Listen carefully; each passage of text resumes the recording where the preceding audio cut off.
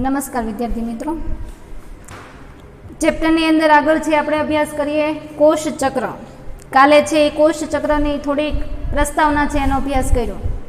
आजे छे एनाथी आगळनो टॉपिक छे कोष चक्र कई रीते थाय छे, कया तबक्कामां थाय छे, तबक्का छे तो एना पेटना तबक्का कया कया छे एनो अभ्यास करवानो छे।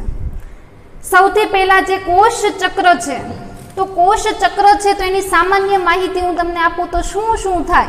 काले मैं तमने कीधुं हतुं के कोष छे तो कोषनुं विभाजन आपणे पहेला तो पाठनो जे टॉपिक हतो ज्यांथी प्रकरण युनिट छे जे शरू थाय छे एना जे टॉपिक छे एनी आपणे माहिती लीधी, पण आ कोष चक्र छे अने कोष विभाजन छे कई रीते थाय तो आपणे एनी बायोलॉजिकल भाषानी अंदर समजवुं होय तो ए आपणे समजीए। सौथी पहेला शुं कीधुं छे, कोष विभाजन बधा ज सजीवोमां एक खूब ज महत्वपूर्ण प्रक्रिया छे। शुं काम दरेक सजीवनी अंदर महत्वपूर्ण प्रक्रिया छे? कारण के दरेक सजीवनुं निर्माण छे केमांथी थयुं छे? कोषमांथी। आ दरेक सजीव छे एनुं निर्माण कोषमांथी थयुं छे। जो आ कोषनुं विभाजन थाय तो एनुं अंदरथी एक कोषमांथी बे, बेमांथी चार, चारमांथी आठ, आठमांथी 16 एवी रीते छे कोष विभाजन थाय अने सजीव देहनुं निर्माण थाय। जो आ कोष विभाजन के कोष चक्र न थतुं होत तो शुं रत? एक ज कोष रहे ने एक कोष कई कार्य न करतो होय तो एमां सजीव निर्माण पामी शके नहीं। एटले दरेक सजीवनी अंदर शुं कीधुं छे तो के कोष विभाजन छे एक महत्वनी प्रक्रिया छे। बीजो शुं कीधुं छे, कोष विभाजन दरमियान डीएनए नुं स्वयंजनन अने कोषनी वृद्धि थाय छे। हवे डीएनए नुं पूरुं नाम शुं छे? डीऑक्सीरिबोन्यूक्लिक एसिड। शुं कहेशुं?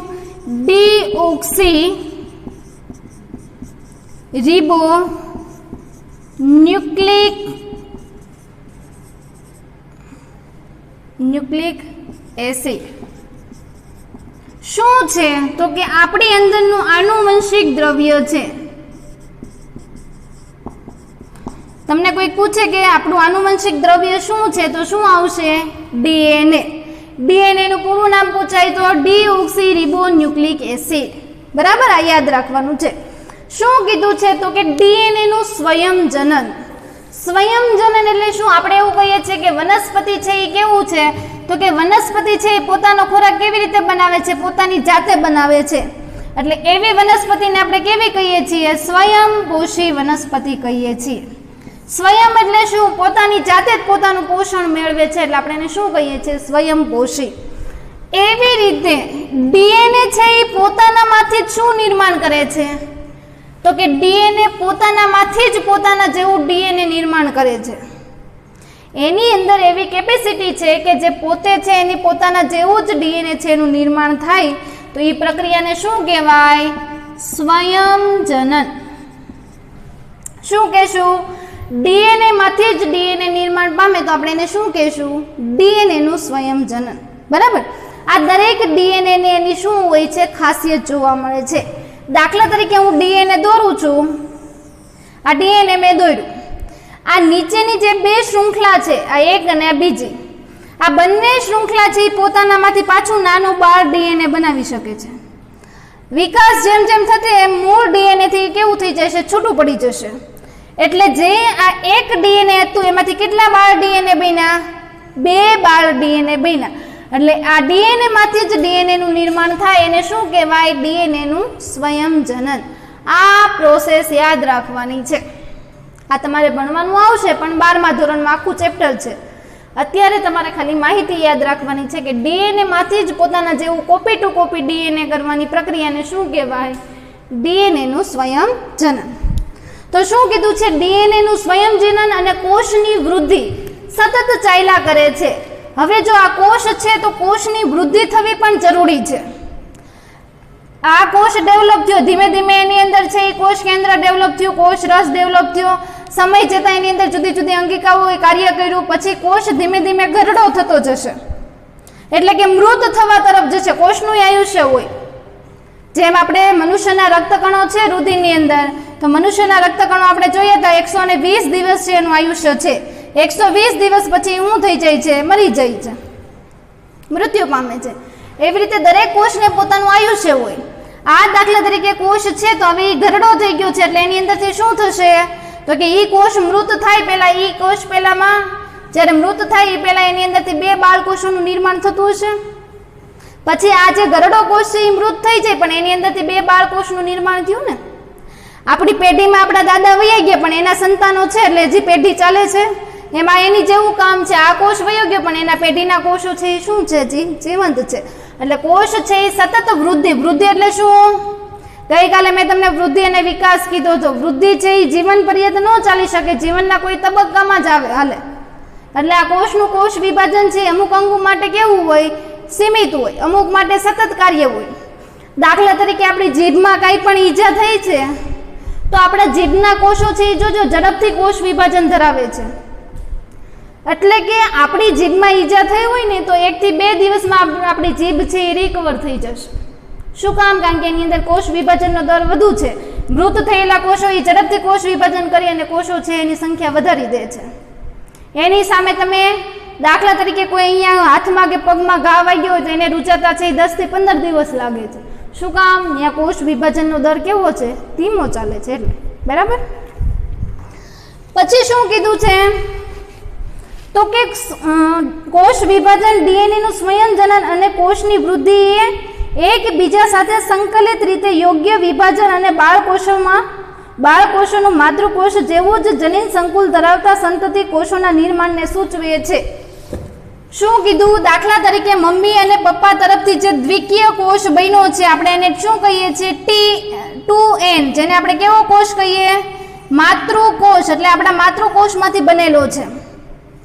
આ કોષનું કોષ વિભાજન થશે એટલે શું થશે? 2 માંથી 4, 4 માંથી 8 એટલે આખો ભ્રૂણ અને સજીવનું નિર્માણ થાય છે. તો એ સજીવનું નિર્માણ થાય ત્યાં સુધી શું હોય છે તો કે જનીનનું સ્વયંજનન એટલે કે ડીએનએનું સ્વયંજનનની પ્રક્રિયા અને કોષ વિભાજનની પ્રક્રિયા છે એ શું થાય? સતત છે એ ચાલતી રહે છે જ્યાં સુધી સજીવ આખો ડેવલપ ન થાય ત્યાં સુધી. ત્યારબાદ શું કીધું છે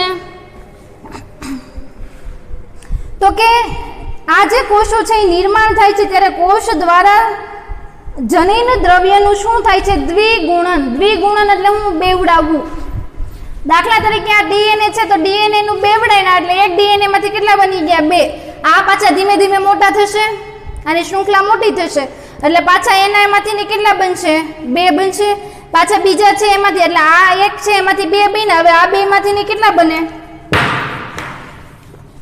આ 2 છે તો આ બંનેની એવી શૃંખલા બનશે તો આમાંથી પાછા કેટલા બનશે? 2 બનશે. એટલે 1 માંથી 2 બન્યા, 2 માંથી પાછા કેટલા ડીએનએ બનશે? 4 બનશે. એટલે સતત આ પ્રક્રિયા શું થશે તો કે દ્વિગુણન પામશે એટલે કે વધતી જ જશે. અન્ય ઘટકોને સંશ્લેષણ અને ત્યાર પછી 2 બાળકોષોનું વિભાજન પામવાની ઘટનાને શું કહેવાય? કોષ ચક્ર. એટલે આપણને ખબર છે કે એક કોષમાંથી 2 બાળકોષનું નિર્માણ થાય એ પ્રક્રિયાને શું કહેવાય? કોષ ચક્ર. તમને એમ પૂછે કે કોષ ચક્ર એટલે શું તો એક કોષમાંથી 2 બાળકોષનું નિર્માણ થવામાં જુદા જુદા તબક્કામાંથી પસાર થવાની જે આખી પ્રક્રિયા આખું ચક્ર છે એને શું કહેવાય? કોષ ચક્ર. બરાબર. આ છે એ કોષ ચક્રની વ્યાખ્યા છે જેની અંદર શું થઈ શકે તો કે કોષની વૃદ્ધિ થાય, ડીએનએ જનીન દ્રવ્ય છે એનું સ્વયંજનન થાય અને કોષ વિભાજનની પ્રક્રિયા થાય. આ બધી જ પ્રક્રિયા થાય તો શું થાય તો કે કોષ ચક્ર છે એ પૂર્ણ થાય. બરાબર. ત્યાર પછી શું કીધું છે કે કોષની વૃદ્ધિ કે જે કોષરસના જથ્થામાં થતો વધારો છે. કોષ વૃદ્ધિ એટલે શું તો કે કોષ છે એની અંદરનો જે કોષ રસ છે એની અંદર સતત વધારો થાય તો એ શું કહેવાય? કોષની વૃદ્ધિ થતી ગઈ એમ કહેવાય. એક સળંગ પ્રક્રિયા છે જેમાં ડીએનએનું સંશ્લેષણ કોષ ચક્રના કોઈ એક વિશિષ્ટ તબક્કે થાય છે. કોષ વિભાજન દરમિયાન દ્વિગુણિત રંગસૂત્ર ડીએનએ જટિલ ઘટનાક્રમ દ્વારા બાળ કોષ કેન્દ્રોના વિતરણ પામે છે. આ બધી જ ઘટના છે એ જનીનિક નિયંત્રણ હેઠળ થાય છે કે જે અત્યારે આપણે ડિટેલમાં તમને કહું તો પણ 12મા ધોરણમાં તમારે ડિટેલમાં આવવાની છે. એટલે એવું કહેવા માગે છે દાખલા તરીકે 23 જોડ રંગસૂત્ર છે આપણને કોનામાંથી મળ્યા? પપ્પામાંથી મળ્યા. 23 જોડ રંગસૂત્ર આપણને કોનામાંથી મળ્યા? મમ્મીમાંથી મળ્યા. 23 રંગસૂત્ર પપ્પામાંથી, 23 મમ્મીમાંથી એટલે ટોટલ કેટલા થયા? 46 રંગસૂત્ર બન્યા. આ 46 રંગસૂત્ર જે મળ્યા છે એ 46 રંગસૂત્ર છે એ શું કરે છે તો કે મમ્મીમાંથી 23 રંગસૂત્ર અને પપ્પામાંથી, એટલે ટોટલ 46, એટલે કેટલી જોડ થયા 23 જોડ રંગસૂત્રો છે આપણને પ્રાપ્ત થાય છે. એમાંથી 22 છે આપણને કેવા પ્રાપ્ત થાય દૈહિક, અને એક રંગસૂત્રની જોડ છે એ શું કરે છે લિંગ નક્કી કરે છે. બરાબર. એવી રીતે ટોટલ 23 જોડ રંગસૂત્ર છે આપણને પ્રાપ્ત થાય છે. આ 23 નું વિભાજન કેવી રીતે થયું? જો આ એક કોષ છે જેને આપણે n કહીએ છીએ, આ મમ્મીનો ના પપ્પાનો, બંનેનો n ભેગો થઈને અહીંયા શું બન્યું 2n, એટલે આનો સરવાળો કરો તો શું થયો 2n થયો. આ 2n છે એ કેટલો થઈ ગયો 46 થઈ ગયો. એટલે આ માતા પિતાના જે માતૃકોષ છે એમાંથી રંગસૂત્ર છે એ વહન પામી અને શું બનાવે છે તો કે બાળકોષ છે એનું નિર્માણ કરે છે. આટલું સમજવાનું હતું. હવે શું આપ્યું છે જુઓ, કોષ ચક્રના તબક્કાઓ, નવો ટોપિક છે.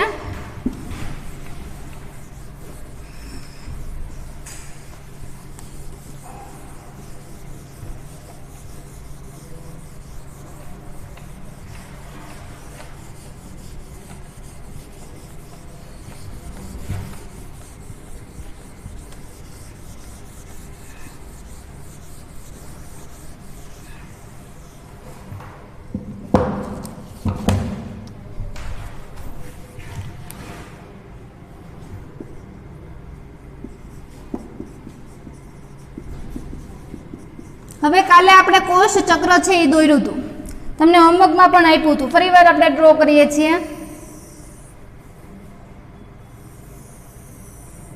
આ કોષ ચક્ર છે.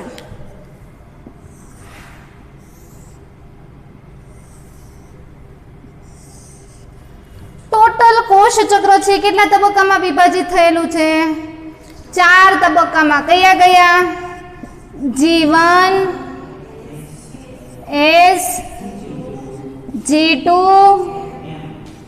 અને M. અહીંયા G0 ફેઝ પણ આવે, પણ આપણે અત્યારે ગણતા નથી. બરાબર. જ્યારે કોષ આવ્યો એ તબક્કાને શું કહેવાય G0 ફેઝ, પછી બધી પ્રક્રિયા શરૂ થાય, પણ એ આપણે અત્યારે કન્સિડર કરતા નથી. એટલે G1, S, G2 અને M એ આપણે અહીંયા લખીએ તો G1, S, G2 અને M. આ એમના પેટા તબક્કા અત્યારે આપણે જોતા નથી, એટલે આપણે અહીંયા લખતા નથી. ઓકે. હવે શું કીધું છે જુઓ, વાંચજો, ધ્યાન આપજો. લાક્ષણિક સુકોષ કેન્દ્રીય કોષ ચક્ર કે જેની અંદર મનુષ્યને આપણે કન્સિડર કરીએ છીએ, તો મનુષ્ય છે એના કોષને સંવર્ધન કરી અને સમજી શકાય છે. હવે જો આપણી અંદર એક કોષનું કોષ વિભાજનનો સમય કેટલો છે 24 કલાકનો છે.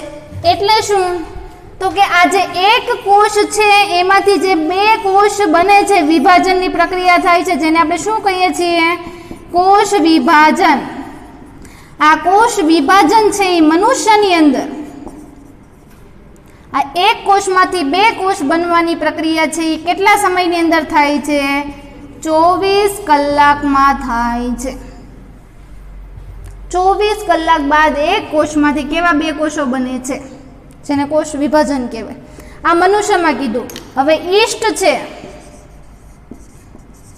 આ ઈસ્ટની અંદર શું થાય છે તો કે એક કોષમાંથી 2 કોષ છે, એટલે કે કોષ વિભાજનની પ્રક્રિયા એમાં ઝડપી છે. એમાં કેટલો સમય લાગે છે 90 મિનિટ જ લાગે છે. 90 મિનિટ એટલે શું થાય તો કે 1 કલાક અને 30 મિનિટ. તો ઈસ્ટ છે તો એની અંદર ઓછો સમય લે છે. મનુષ્ય છે તો એની અંદર એક કોષ વિભાજનનો સમય કેટલો છે 24 કલાક.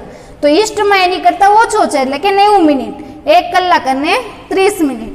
તો દરેક સજીવ છે એની અંદર કોષ વિભાજન જે થાય છે એનો સમયગાળો કેવો હોય અલગ અલગ જોવા મળે. અમુક સજીવ છે તો એનું આયુષ્ય જ ઓછું છે, તો એમાં કોષ વિભાજન હાવ ધીમી પ્રક્રિયાથી થાય, તો એ સજીવ છે એ મૃત્યુ ઝડપથી પામી જાય ને. તો એટલે દરેકની અંદર કોષ વિભાજન છે એ જુદા જુદા તબક્કાની અંદર સમય લે છે. બરાબર. એવી વાત તમને પહેલા પેરેગ્રાફમાં કીધેલી છે કે કોષ ચક્રનો સમયગાળો જુદો જુદો હોય છે.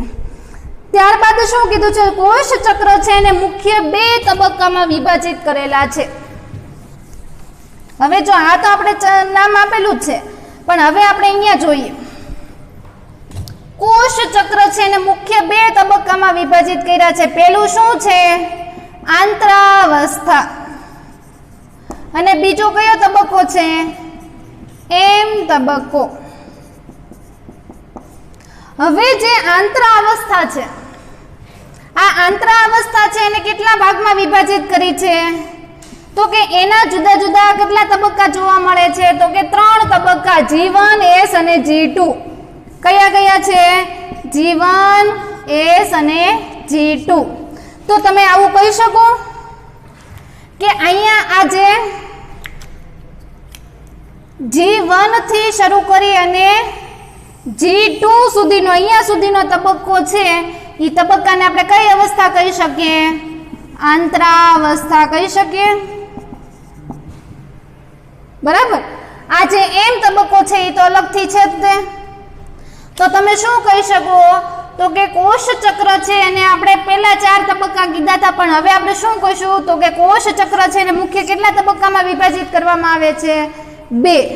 હવે તમને એવો એમસીક્યુ પૂછાય કે આંતરાવસ્થાને કેટલા તબક્કા છે? તો આંતરાવસ્થાના મુખ્ય કેટલા તબક્કા છે? 3. કયા કયા? G1, S અને G2. તો તમને એવું પણ આપે કે G1, S અને G2 છે એ કઈ અવસ્થા છે? તો તમને 4 ઓપ્શન આપ્યા હોય તો તમને અહીંયા ખબર હોવું જોઈએ કે કઈ અવસ્થા છે? આંતરાવસ્થા છે. ત્યારબાદ એમ તબક્કો છે, એના પાછા પેટા પ્રકાર છે, અત્યારે આપણે કન્સિડર કરતા નથી. જ્યારે આવશે એમ તબક્કો ત્યારે કહેશું. ઓકે. હવે શું કીધું છે? તો કે વિભાજનના તબક્કામાં એમ અવસ્થા એ અવસ્થાઓને રજૂ કરે છે કે જેમાં વાસ્તવમાં કોષ વિભાજન કે સમસૂત્રી વિભાજન થાય છે, અને આંતરાવસ્થા છે એ 2 ક્રમિક એમ અવસ્થાઓની વચ્ચેની સ્થિતિને રજૂ કરે છે. ધ્યાનમાં રાખવા જેવી મહત્વની વાત છે એ છે કે મનુષ્યમાં સરેરાશ કોષ ચક્રનો સમયગાળો 24 કલાકનો હોય છે. એક કોષ ચક્ર પૂર્ણ કરતા કેટલો સમય લે છે મનુષ્ય? 24 કલાક લે છે. ઈસ્ટમાં કેટલું છે? 90 મિનિટ. એને કલાકમાં ફેરવીને કહે તો તમારે કેટલું લખવાનું? 1 કલાક અને 30 મિનિટ. બરાબર. હવે શું કીધું છે કે મનુષ્યની અંદર 24 કલાક એક કોષ ચક્રનો લે છે, પણ જેમાં કોષ વિભાજન માત્ર કેટલી કલાકમાં થઈ જાય છે? 1 જ કલાકની અંદર આ કોષ વિભાજનની પ્રક્રિયા થઈ જાય છે. પણ શું કીધું છે? તો કે જ્યારે કોષ ચક્રના કુલ સમયગાળાના 95% કોષનો જ્યારે વધારાનો સમય છે કોષની કઈ અવસ્થા લે છે? આંતરાવસ્થા લે છે. એટલે શું કીધું? તો કે કોષ વિભાજન એટલે કે એક કોષમાંથી 2 કોષ છે એ ઝડપથી બની જાય છે, પણ એ આંતરાવસ્થાના 3 તબક્કામાંથી પસાર થવાનો ટોટલ સમયગાળો કેટલો લે છે? 95% સમયગાળો છે એ લે છે. 5% સમયગાળો કોણ લે છે? એમ તબક્કો લે. સમજાય છે? એટલે 95% કોષ ચક્રનો તબક્કો છે એ કઈ અવસ્થામાં જોવા મળે? આંતરાવસ્થામાં જોવા મળે. એમસીક્યુ પૂછાઈ શકે. બરાબર. તો કોષ ચક્ર છે એ તો બહુ સિમ્પલ પ્રોસેસ છે કે જેની અંદરથી શું કહી શકીએ? 1 કલાકમાં થઈ જાય છે. પણ આ કોષ છે એને વિભાજન પામવા માટે 3 તબક્કામાંથી પસાર થતા કેટલો સમય લાગે છે? તો કે વધારે સમય, એટલે કે 95% સમય એટલો લાગે છે. એટલે આપણે એવું કહીએ છીએ કે 24 કલાકની અંદર એક કોષ વિભાજનની પ્રક્રિયા એટલે કે કોષ ચક્ર છે એ થાય છે. ત્યારબાદ શું કીધું છે? એમ તબક્કાની શરૂઆત કોષ કેન્દ્રના વિભાજનથી થાય છે કે જે બાળ રંગસૂત્રનું નિર્માણ અને કોષ રસના વિભાજનથી અંત પામે છે. શું કીધું? કોષ કેન્દ્રનું વિભાજન અને કોષ રસનું વિભાજન. 2 વિભાજન આવે. બેયના નામ જુદા જુદા છે, યાદ રાખવાના છે ખાસ. કોના અભ્યાસને શું કહેવાય? પહેલું છે કોષ કેન્દ્રનો અભ્યાસ. કોષ કેન્દ્રનું વિભાજન. અને બીજું છે કોષ રસનું વિભાજન.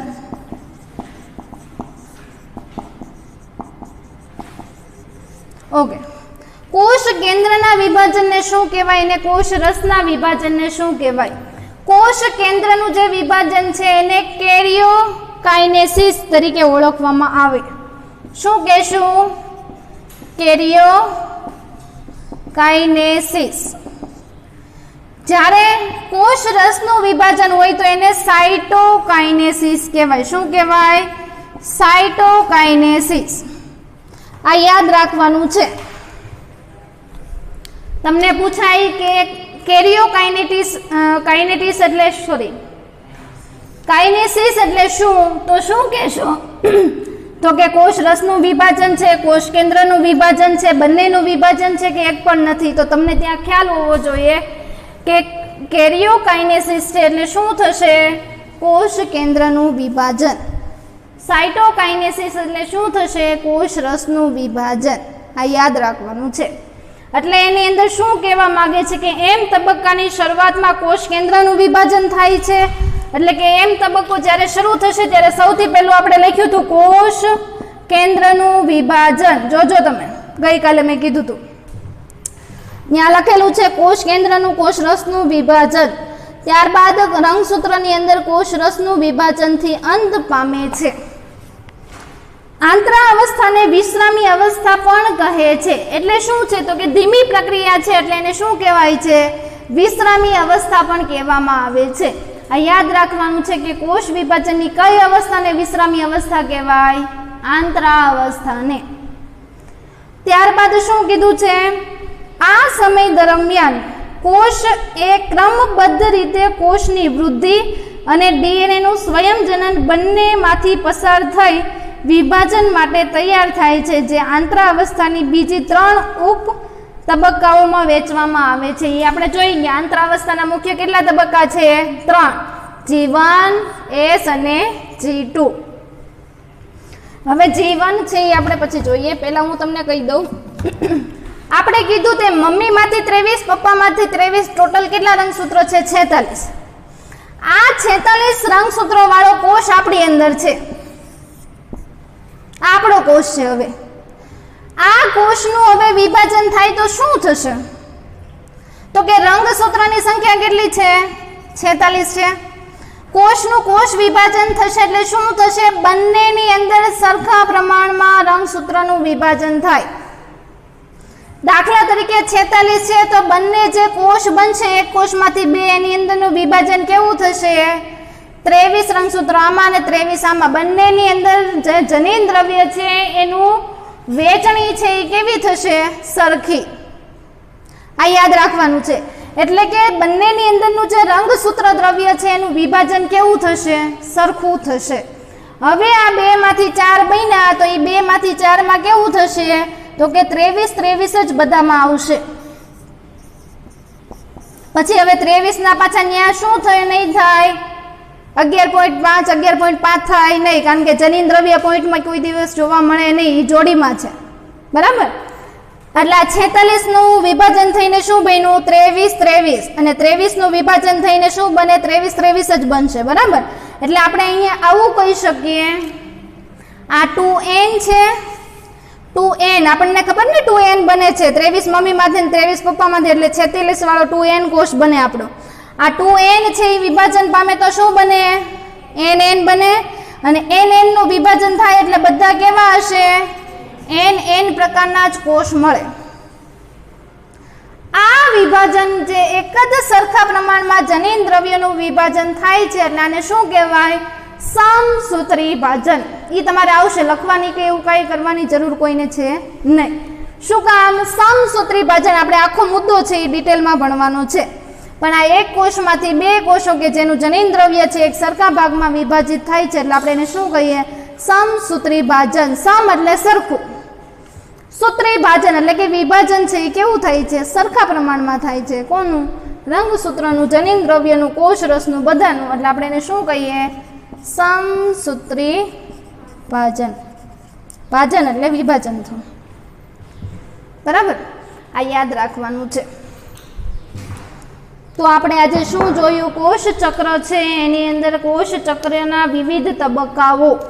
કયા કયા તબક્કાઓ જોયા? તો કે કોષ ચક્ર છે મુખ્ય 2 તબક્કાઓમાં થાય છે. કયા કયા? એક છે એ આંતરાવસ્થા અને બીજું છે એ એમ તબક્કો. આંતરાવસ્થા છે તો એના પેટા 3 તબક્કા છે. કયા કયા? G1, S અને G2. G1 S અને G2 એમ તબક્કો છે તો એને આપણે હજી કન્સિડર કરતા નથી, આપણે ખાલી આંતરાવસ્થાની વાત કરીએ છીએ. ત્યારબાદ આપણે એવું પણ કીધું કે એક કોષ ચક્ર જો મનુષ્યમાં પૂર્ણ થવું હોય તો કેટલો સમય લે છે? 24 કલાક છે એ લે છે. એમાંથી કોષ વિભાજન તો 1 જ કલાકમાં થાય છે, પણ એની આંતરાવસ્થામાં કેટલો સમય લે છે? 95% સમય છે એ લે છે. ઈસ્ટની અંદર શું થાય છે? 90 મિનિટની અંદર છે એ કોષ ચક્ર છે એ પૂર્ણ થાય છે. એને કલાકમાં પૂછે તો 1 કલાક અને 30 મિનિટની અંદર છે એ કમ્પ્લીટ થાય છે. ત્યારબાદ આપણે જોયું કોષ કેન્દ્રનું વિભાજન થતું હોય તો એ પ્રોસેસને શું કહેશું? કેરિયોકાઇનેસિસ કહેશું. કોષ રસનું વિભાજન થતું હોય તો એ પ્રક્રિયાને આપણે શું કહેશું? સાઇટોકાઇનેસિસની પ્રક્રિયા છે એ કહેશું. બરાબર. ત્યારબાદ આપણે એવું જોયું કે રંગસૂત્રો છે એ વિભાજન પામે, એટલે કે કોષ છે એ વિભાજન પામે છે. તો આ માતૃકોષ છે જે 2n પ્રકારના હોય જેનું વિભાજન થાય એટલે nn બને, અને આ 2 માંથી 4 કોષ પણ કેવા હશે? n પ્રકારના હશે. એ પ્રકારના વિભાજનને સમસૂત્રી વિભાજન કહેવાય. એ આપણે આગળના જુદા જુદા તબક્કામાં અભ્યાસ કરવાનો છે. ઓકે, આજના લેક્ચરમાં મેં તમને જેટલું સમજાવ્યું એટલું તમને બધાને છે સરળતાથી સમજે એ રીતે જ મેં માહિતી આપવાની છે એ કોશિશ કરેલી છે. બરાબર. આગળનો ટોપિક નેક્સ્ટ ટોપિક છે કે આપણે G1 S અને G2 આ ત્રણેય તબક્કા છે આપણે ડિટેલમાં ભણતા જવાના છે. જો કે ચારેય ભણવાના જ છે, પણ આવતીકાલે આપણે G1 S અને G2 માં શું શું થાય છે આપણે કીધું ને કે કોષ ચક્રનો 95% ભાગ છે એ આ લોકો છે એ ભાગ લે છે. તો આ દરેક તબક્કાની અંદર શું શું થાય છે એ આપણે જોવું હોય તો શું કરશું? આ તબક્કાઓ છે એને ડિટેલમાં જોઈશું. બરાબર. એટલે આવતીકાલે છે આપણે આગળનો ટોપિક છે એ શરૂ કરવાનો છે. આજે તમારે ટેસ્ટ છે એની માટે છે તમારે બેસ્ટ ઓફ લક. ટેસ્ટ છે એ સરળતાથી વ્યવસ્થિત છે એ આપજો. બરાબર. ઓકે. અને આ ટોપિક છે એ તમારે હોમવર્કની અંદર છે એ આખો ટોપિક છે એ લખવાનો છે. સંપૂર્ણ ટોપિક છે એ લખવાનો છે. બરાબર. હજી એક વખત આકૃતિ છે એ કોષ ચક્રની તમારે દોરવાની છે, અને સાથે સાથે આ ટોપિક તૈયાર જ કરતા જવાના છે. ચેપ્ટર પૂરું થશે એટલે તમારે આની પણ ટેસ્ટ આવશે, એટલે જે ટોપિક ચાલે એ તમારે વ્યવસ્થિત તૈયાર કરતા જવાના રહેશે. આજના ટોપિક માટે એટલું બરાબર છે. બરાબર. આવતીકાલે બીજો ટોપિક છે એ જોશું. Thank you.